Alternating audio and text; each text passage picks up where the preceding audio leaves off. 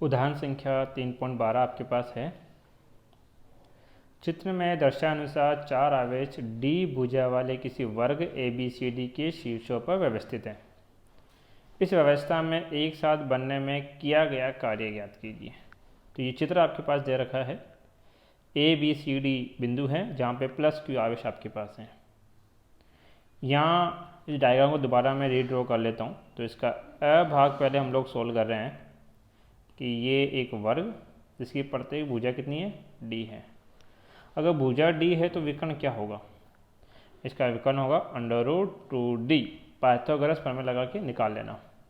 जैसे कि ये आपके पास एक समकोण त्रिभुज दिख रहा है, तो इस समकोण त्रिभुज में ये कर्ण है। कर्ण क्या होता है, कर्ण होता है √ आधार स्क्वायर प्लस लंब स्क्वायर। तो D² plus D square, D² plus D square √2D², जो लिख सकते हैं कितना, √2D। ये इसका विकर्ण है। तो इसका दूसरा विकर्ण भी कितना होगा, वो भी इतना ही होगा। कितना होगा, √2D। प्रत्येक पे क्या, प्रत्येक पे कितना आवेश है, Q Q Q और Q।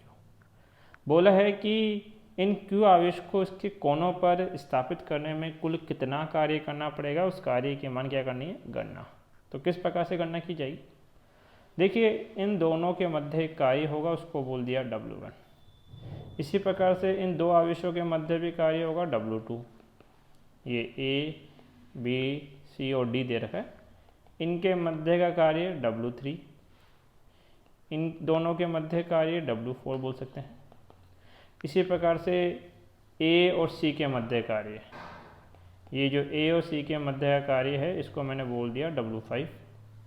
और इसी प्रकार से आपके पास B और D के मध्य कार्य, इसको क्या बोल दो, W6 आपके पास है। तो कुल कितने कार्य होंगे, 6।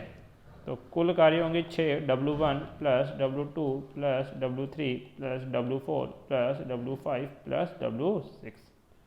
आपने कंसेप्ट ये पढ़ा है कि यदि दो आवेश हैं Q1 और Q2, उनके मध्य की दूरी पता हो तो उनके मध्य किया गया कार्य कितना होता है, K Q1 Q2 बट्टे में क्या, R।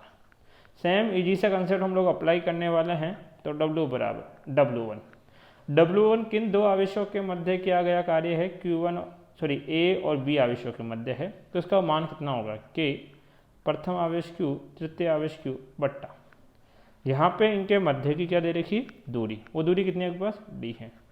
एक बार फिर से देख लेते हैं, देखो ध्यान देना, ये -Q और ये भी कितना है, -Q। तो ये आवेश -Q और ये आवेश भी -Q आपके पास है। तो ये माइनस साइन मैं लगा रहा हूँ, प्लस W2 किनके मध्य किया गया कार्य आपके पास है, ये कार्य है आपके पास B और C आवेश के मध्य। तो K B पे आवेश कितना है, Q, C पे कितना है, -Q, और उनके मध्य की दूरी कितनी, D। प्लस W3 किनके मध्य है, C और D के मध्य, C और D के मध्य। कितना होगा, K C पे -Q D पे +Q अपॉन में दूरी कितनी, D। प्लस W4 किनके मध्य है, A और B के मध्य। A पे कितना, -Q और D पे कितना है, +Q। तो कितना हो जाएगा, K -Q +Q अपॉन में D। सिमिलरली W5 किनके मध्य है आपके पास, A और C के मध्य। तो ये भी -Q और ये भी कितना है, -Q। कितना हो जाएगा, K फर्स्ट आवेश -Q सेकंड आवेश -Q और उनके बीच की दूरी कितनी है, √2D है इस बार। प्लस W6 इसके बीच में है बेटा, प्लस D और B के ऊपर +Q आवेश, इनके बीच का वर्क है। तो कितना हो जाएगा, K Q और डिस्टेंस कितना है, √2D। W बराबर सॉल्व आउट करते हैं, K -Q² अपन में क्या लिखा जाएगा, D। ये भी कितना होगा, -K Q²/D। अगला भी क्या होगा, -K Q²/D। और नेक्स्ट भी क्या होगा, माइनस आपके पास K Q²/D। ये कितना हो जाएगा, माइनस माइनस प्लस हो जाएगा। तो K Q² √2D प्लस ये कितना होगा, K Q × Q Q² √2D।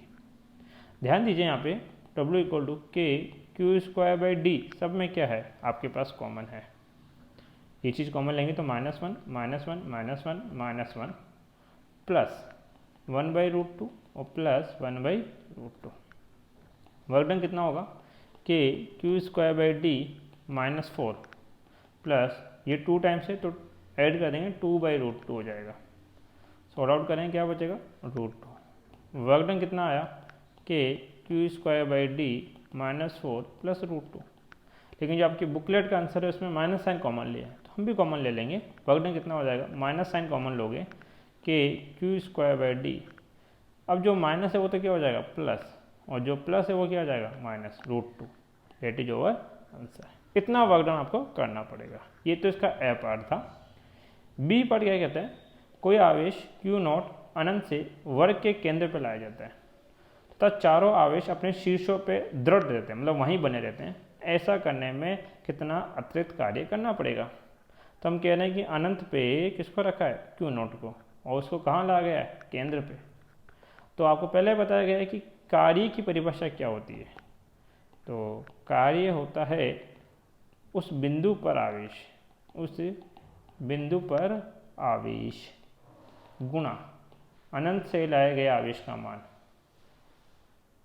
Sorry, उस बिंदु पर आवेश नहीं बेटा, उस बिंदु पर का विभव गुणा अनंत से लाए गए आवेश का मान।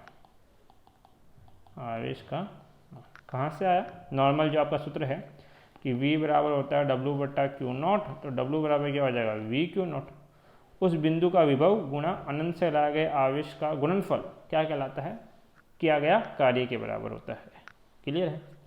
तो ये केंद्र है, केंद्र के आसपास कुल कितने आवेश हैं 4, A, B, C और D।